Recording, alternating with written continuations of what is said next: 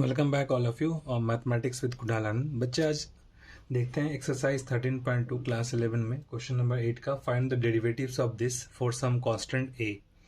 अगर ये a constant है, ए अपॉन समथिंग, वो भी एक कांस्टेंट ही कहलाएगा।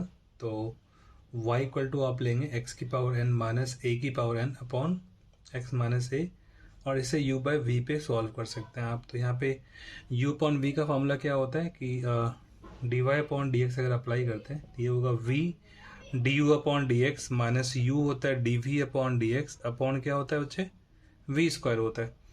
As simple as that. इसे हम क्या कर सकते हैं यहाँ पे, तो v की वैल्यू मेरा कितना है, x माइनस ए है, एंड u कितना होगा d by D x. You की जो वैल्यू है x की पावर n माइनस ए की पावर n माइनस फिर x की पावर n माइनस ए की पावर n, और d अपॉन डी एक्स क्या होगा, x माइनस ए होगा बच्चे, अपॉन क्या होगा, ये x माइनस ए का होल स्क्वायर होगा।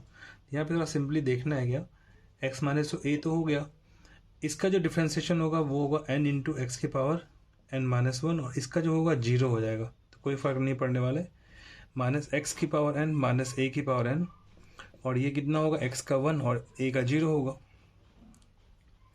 यहाँ भी लिख सकते हैं minus zero upon X minus A का होल स्क्वायर। तो जो हमारा फाइनल आंसर होगा बच्चे, n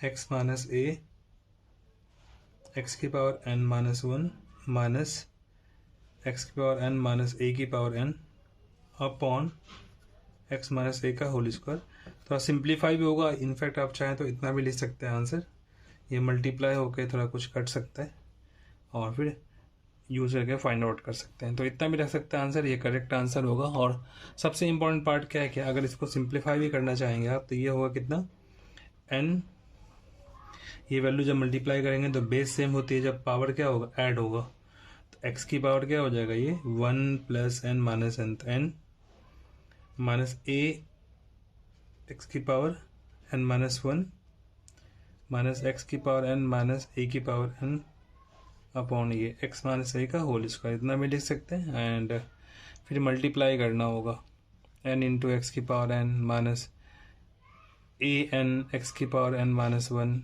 माइनस एक्स की पावर n माइनस ए की power n upon X minus A का होल स्क्वायर। अब इन दोनों से x की पावर n कॉमन ले सकते हैं, तो इतना आंसर लिख सकते हैं। इनफैक्ट आप यहाँ पे भी आंसर छोड़ सकते हैं, वो आपका आंसर करेक्ट होगा। इंपॉर्टेंट क्या था कि ये जो फॉर्मूला था u अपॉन वी कैसे अप्लाई होता है, ये याद करके लिखना इंपॉर्टेंट है, और उसके बाद आपको सिंप्लीफाई करना है। तो आई होप गाइस कि आप लोगों को ये समझ में आया होगा, सिंपल सा क्वेश्चन था।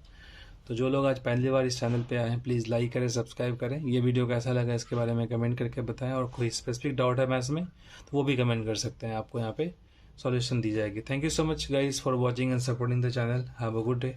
जय हिंद, जय भारत।